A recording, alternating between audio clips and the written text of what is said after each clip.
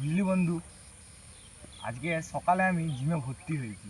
বাহ, কতক্ষণ এক্সারসাইজ করলি রে বন্ধু? ওই কতক্ষণ আর করব, ওই 5 মিনিটের মতো করেছি।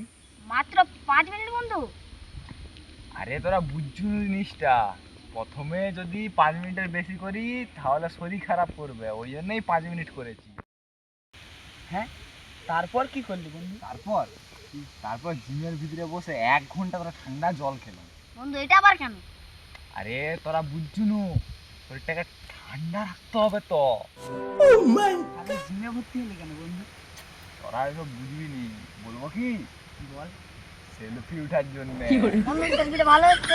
হ্যাঁ বুঝলি বন্ধু, সেলফিটা এমন এসেছিল না, লোক দেখলে ভাববে আমি 2 বছর ধরে জিম করছি।